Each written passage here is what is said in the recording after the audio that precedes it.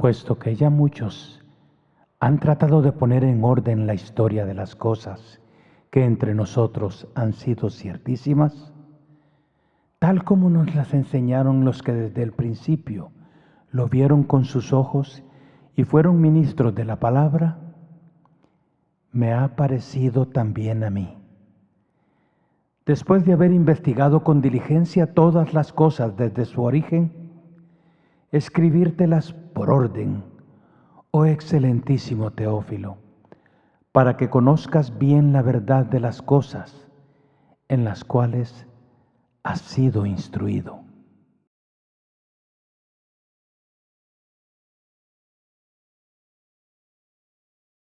Cuando se lucha con la idea de la existencia de Dios, y si concluimos que podemos aceptar que sí, que Dios existe, ¿cómo es Él? ¿Qué tipo de personas le agradan? Sin una guía confiable podemos aterrizar a conclusiones equivocadas y hasta fantasiosas. Cuando las personas que quieren respuesta a esto buscan entre los cristianos, no basta con decir Dios existe porque así lo enseña la Biblia. Esa ya no es una respuesta que ellos buscan escuchar. Es demasiado simple. Los cristianos muchas veces no sabemos cómo contestar estas preguntas y simplemente decimos, bueno, eso es lo que yo creo porque así lo dice la Biblia. Y punto. Sinceramente, nosotros esperamos que la gente crea en la existencia de Dios sobre la base de que acepte la autenticidad de una serie de documentos antiguos que nosotros amamos y llamamos la Biblia y que quizá ellos no creen. Esperamos que alguien que no conoce o posiblemente no cree que hay un Dios termine creyendo simplemente bajo la premisa de que la Biblia dice la verdad acerca de Dios. Ese es todo nuestro argumento. Recordemos siempre que esa persona no cree en la narrativa de la Biblia o no está segura. Ahora vivimos en un mundo donde los jóvenes ya no se conforman con medias verdades o respuestas redundantes. Ellos quieren algo más. ¿Cómo saben ustedes que lo que está escrito allí es verdad? ¿Y por qué? ¿Cómo explica ese libro de ustedes todos los misterios de la vida diaria? ¿No es la Biblia muy vieja para ser relevante hoy en día? La Biblia fue escrita durante cientos de años, por muchos autores y durante muchas épocas diferentes. En un tiempo pasado en donde todo el mundo creía en dioses de todo tipo, pero el mundo hoy es diferente y las respuestas se hacen necesarias. ¿No será que estos antiguos libros religiosos solo inventaron cosas o estaban adivinando, tratando de explicar las cosas que en ese tiempo eran incomprensibles y confusas? ¿Por qué crees tú de la manera que crees? ¿O es que dices que crees así porque no tienes las respuestas? Si la única respuesta que damos a estas preguntas es, este es un asunto de fe, o lo crees o no lo crees, nos debería entonces sorprender que en estos tiempos modernos la gente está abandonando la fe, que ya no puedan seguir creyendo la misma versión a la que estuvieron encariñados cuando eran niños. ¿Por qué algunos simplemente dicen, después de todo lo que he aprendido de la ciencia y tras todos mis años de educación, yo ya no puedo seguir creyendo en esto? Lo aceptemos o no, nosotros tratamos de usar versículos para explicar cosas y a veces fracasamos tratando de convencer a aquellos que ya decidieron no volver a la iglesia, pues nuestros argumentos ya no les convencen. La respuesta simple de yo creo porque la Biblia lo dice, ya no les es suficiente. Pero sinceramente, ¿debería ser suficiente?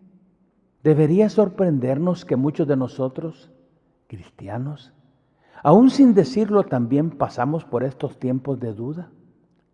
Seguimos yendo a las iglesias queriendo creer, pero sin poder asirnos a alguna respuesta satisfactoria a nuestras dudas, que nos mantenga llenos de fe y conformes para continuar. Muchos terminan recitando versículos fuera de contexto y poniendo en aprietos la fe que han tratado de defender.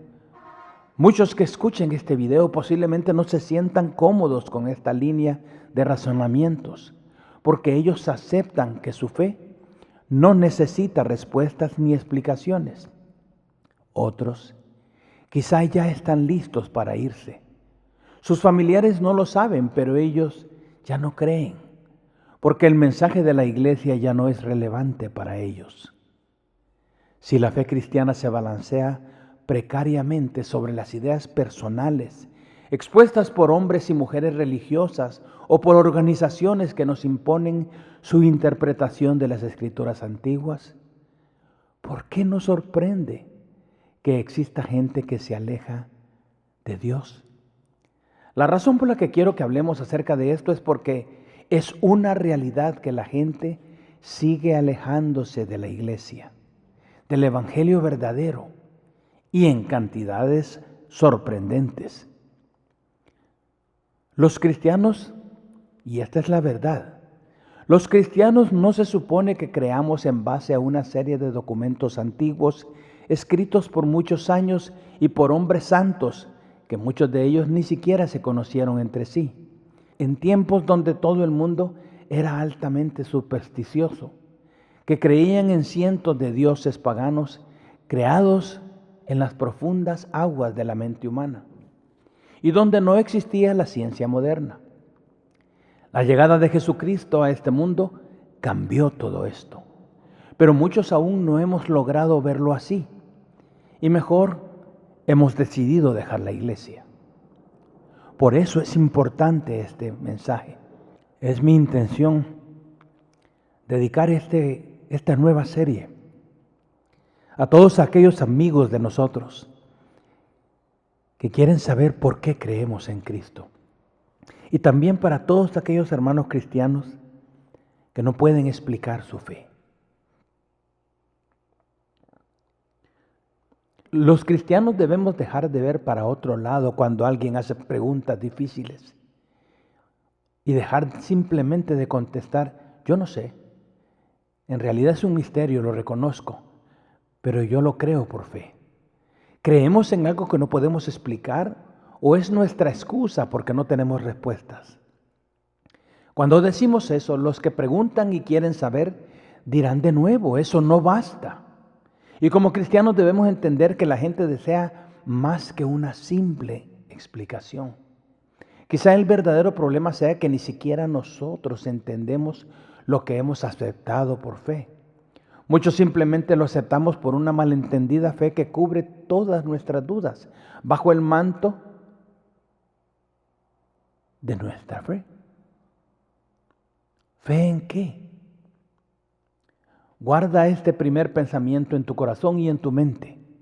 La verdadera fe cristiana no está cimentada en la exactitud de los escritos antiguos o en las explicaciones sencillas que la Biblia nos da sobre temas como la creación o el pecado.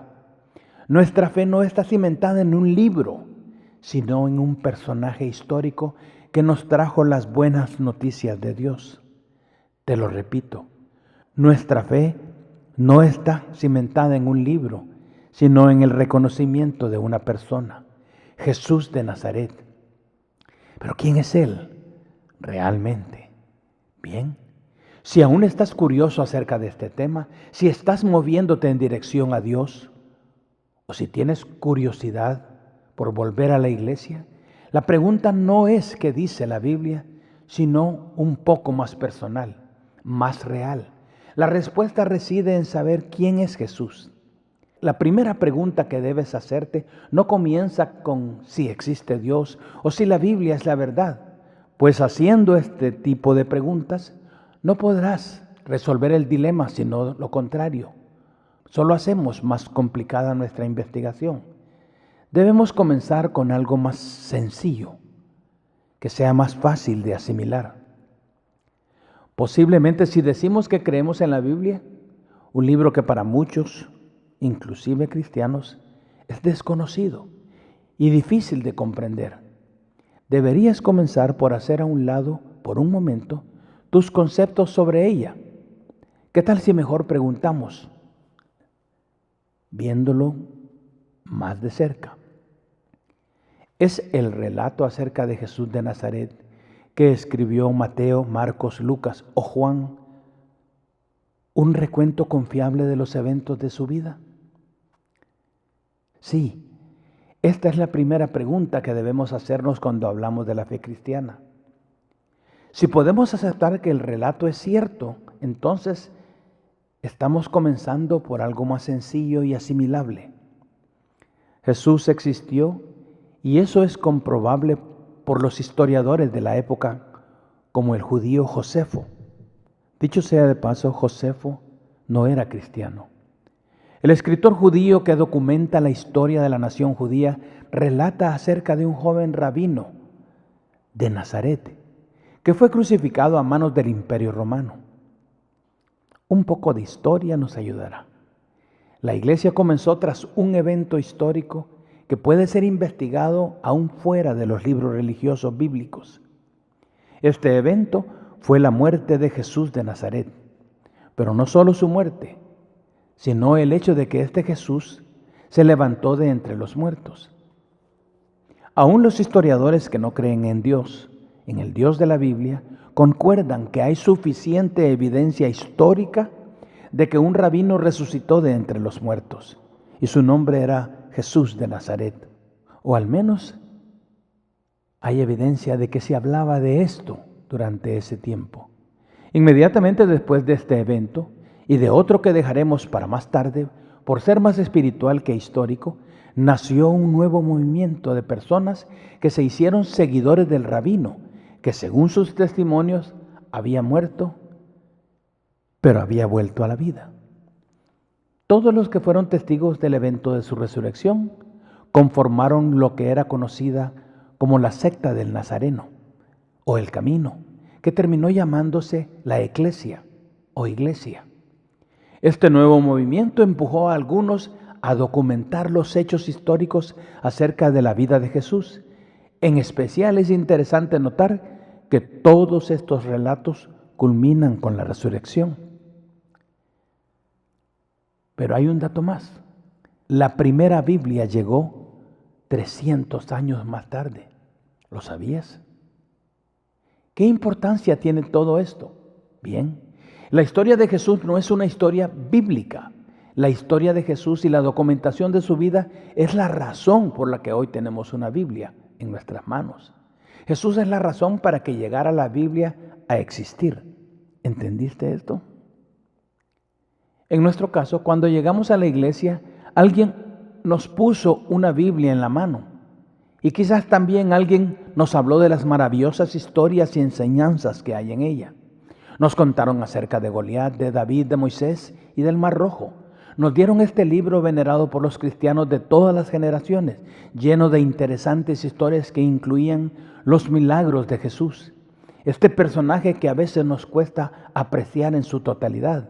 Nos enamoramos de las historias de sus milagros y de sus maravillosas enseñanzas. Ahora pues, haz una pausa y piensa.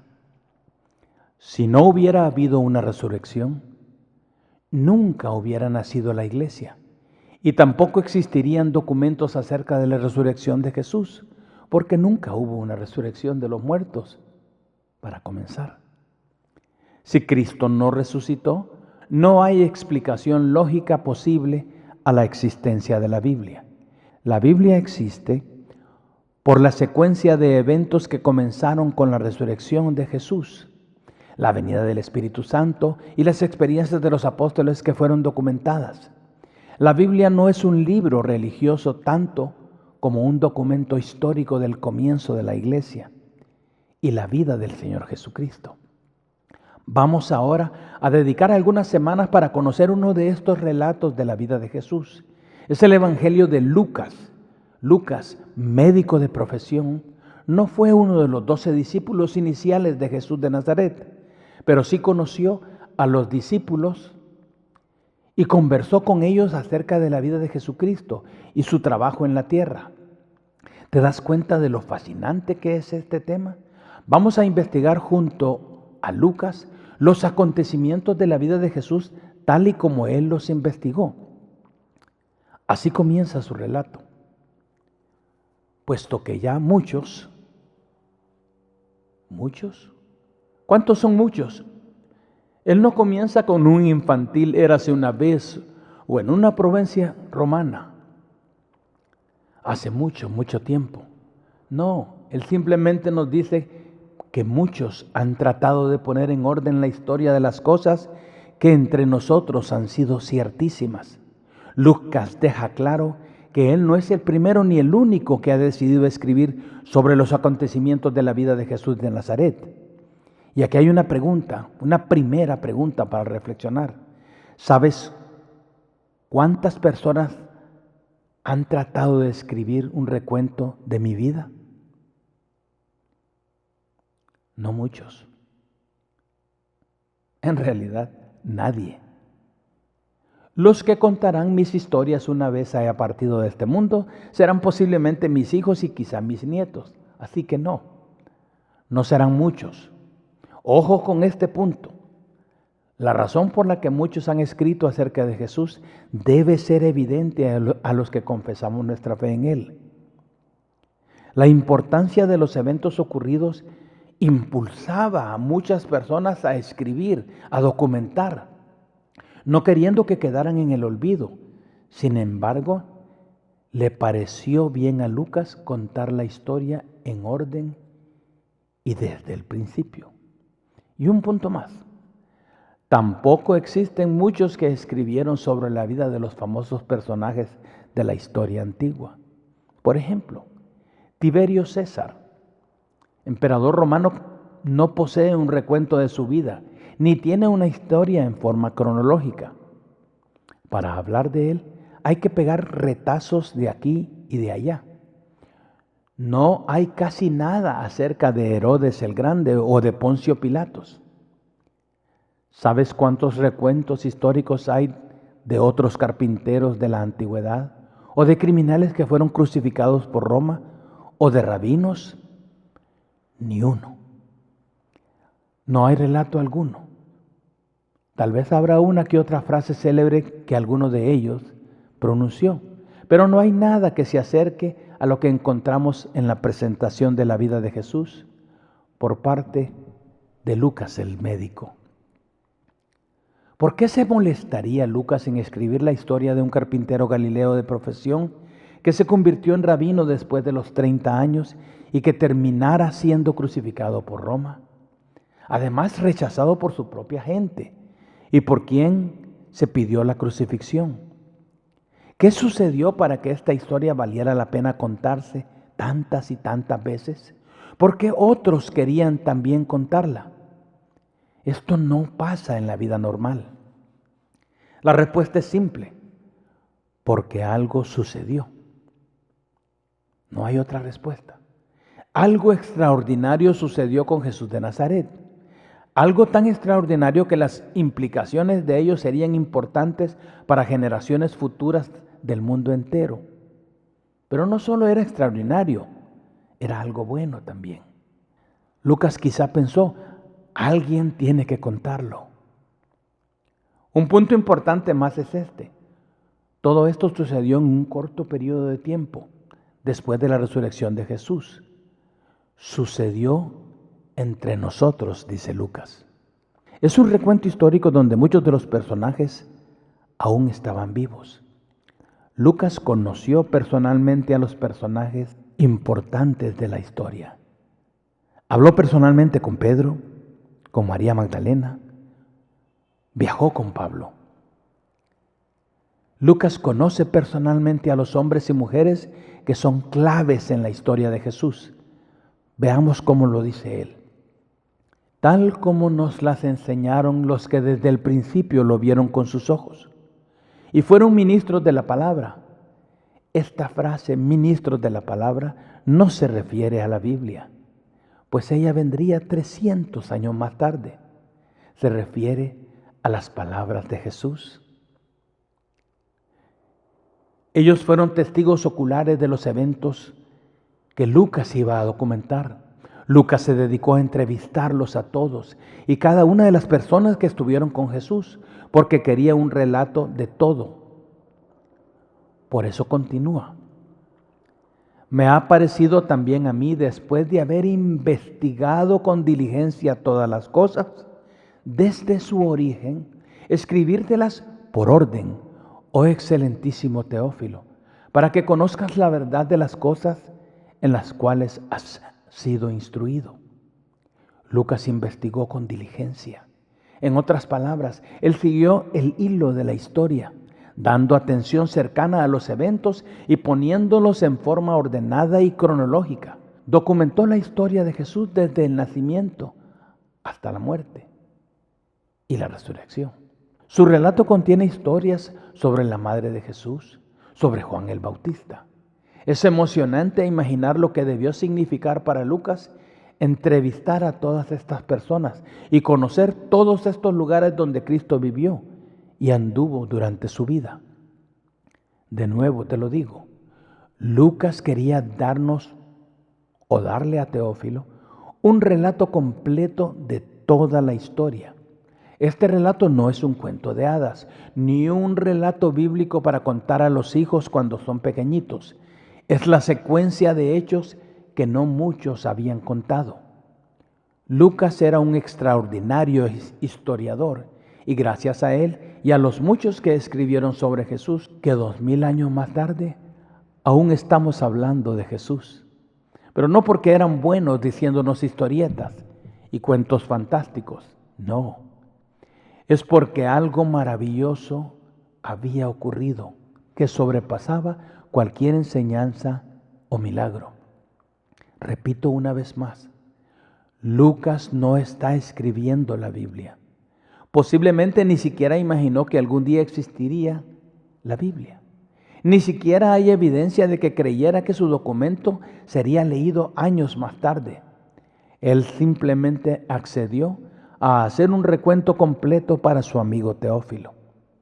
No escribió pensando que estaría incluido en un conjunto de documentos que años más tarde serían llamados la Biblia. El Evangelio de Lucas fue compilado con los demás libros de la época, no porque fue encargado para escribirse o para que formara parte de la palabra de Dios, sino por el valor histórico y espiritual que ya tenía. Lucas no pudo saber que esto acontecería. ¿Qué significa para nosotros lo que acabo de decir? Que nosotros no debemos apreciar el Evangelio de Lucas solo porque es el tercer libro del Nuevo Testamento.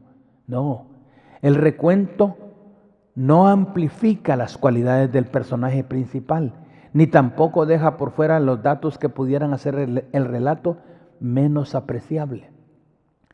Por ejemplo, hablar de milagros físicos, de mares que obedecían a Jesús o de la alimentación de 5,000 personas con 12 panes y 5 pescados, no ayudaban a la credibilidad de la historia. Muchos posiblemente pensarán, ¿y entonces para qué escribieron esas cosas? Porque sucedieron simplemente. Su recuento fue escrito 300 años antes de que apareciera la primera Biblia. Esto quiere decir que su relato no era válido porque era parte de nuestra Biblia, sino al contrario. Fue insertado entre los documentos que llamamos Biblia porque era considerado confiable durante el tiempo y desde el tiempo en que fue escrito. Por eso se unió a la Biblia. El relato era confiable y valioso desde que Lucas lo escribió y no hasta que fue parte de la Biblia. Si aún no sabes cómo responder preguntas como ¿por qué hay maldad en el mundo? ¿Y por qué a Dios no parece interesarle?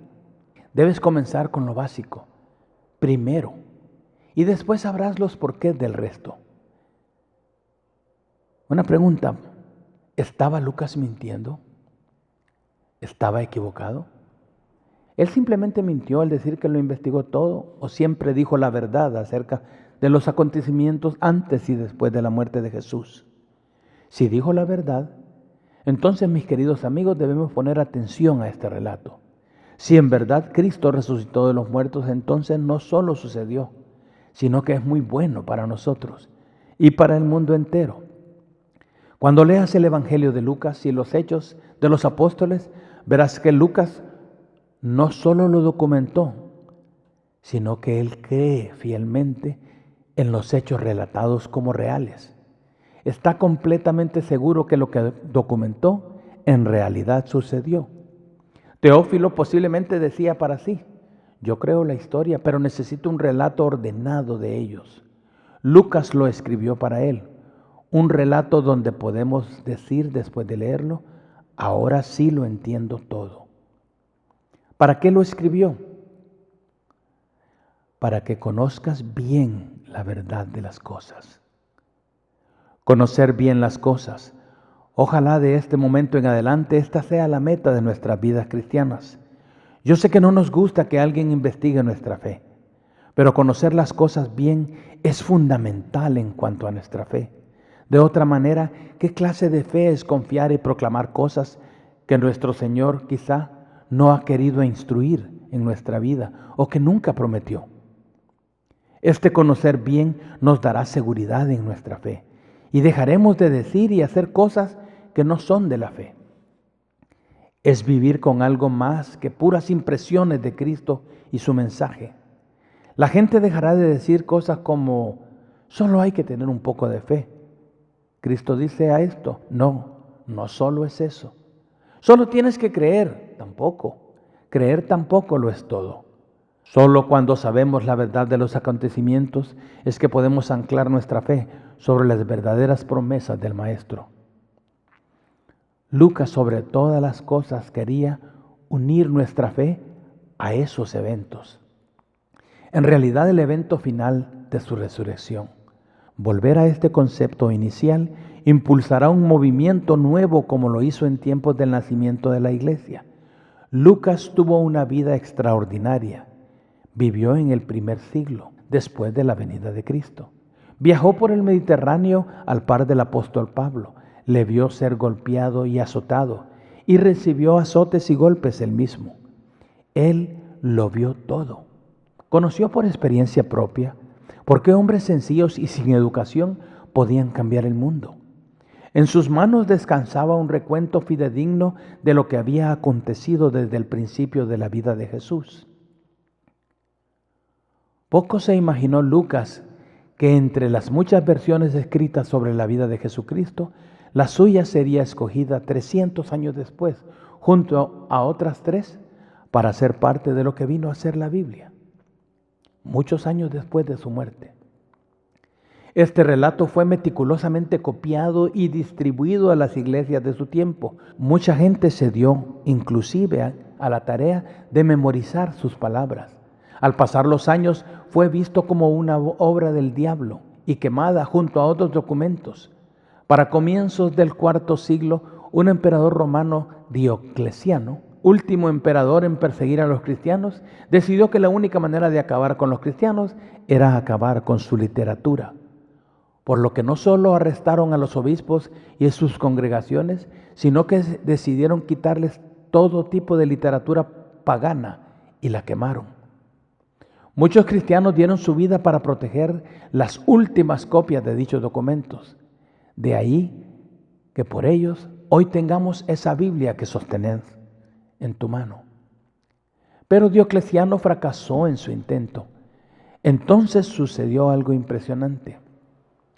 Constantino, emperador romano, se unió al cristianismo y permitió que todos estos documentos salieran a la luz pública y que fueran juntados en un solo libro, la Biblia. Fue un trabajo enorme recibir las diferentes versiones de la historia de Jesús y finalmente construir el canon de la primera Biblia. ¿Entiendes por qué digo que estas historias no son relatos de la Biblia? No. La historia de Jesús es la historia. Los 4 evangelios cuentan diferentes partes del ministerio de Jesucristo, pero al final todos culminan con la misma historia que cambió el mundo. la resurrección de Jesús. Por eso nosotros hoy debemos poner atención no solo al hecho de que volvió de entre los muertos, sino a esta conclusión inevitable. Si Jesús, quien predijo que volvería 3 días después de su muerte, logró cumplir esta promesa, entonces debemos pensar que todo lo que Jesús dijo es igualmente importante. Cosas como amar y perdonar a los enemigos y demás enseñanzas tienen desde entonces una relevancia inmensa y son la razón de que aún hoy la gente siga yendo a buscar al Nazareno, que fue carpintero, para convertirse en rabino y fue revelado como el unigénito Hijo de Dios. Si ya no sabes qué creer del cristianismo, comienza por lo básico. Acércate al Evangelio de Lucas y acompáñanos cada semana. Si decides no seguir a Jesús porque te es inconveniente, te entiendo, porque lo es. Seguir a Jesús requerirá algo de ti. Deberás perdonar a tus enemigos, aprender a ser menos egoísta y a veces hasta tu dinero y tu tiempo estarán en juego. Sí, será definitivamente inconveniente. Si es así, tu razón para no seguirlo es hasta cierto punto válida. Pero no escojas no seguirlo porque piensas que no hay nada en la historia de Jesús que sea de interés para ti y los tuyos. Porque sin importar lo que escuchaste en el colegio o en la universidad, si existe algo en su vida, en su historia, atrévete a conocer más sobre su vida con nosotros. Y quizá, como me pasó a mí hace más de 40 años, encuentres que algo extraordinario sucedió hace más de 2000 años que es importante para ti y para tu familia. 3 preguntas para comenzar nuestra discusión del tema de hoy. ¿Te has sentido alguna vez impulsado a contar la vida de alguien especial que has conocido personalmente? ¿Por qué? Y si no, ¿por qué no? En cuanto a tu fe, ¿has sentido alguna vez que entraste en una temporada de duda? ¿Qué dudaste? ¿Y por qué? Y la última pregunta, ¿cómo respondes a la sugerencia de que la fe cristiana se sostiene en la confiabilidad de los evangelios más que en aceptar la Biblia por entero? Nos veremos la próxima semana, volveremos a Israel y conoceremos a nuestro primer personaje importante, Juan el Bautista. Los esperamos.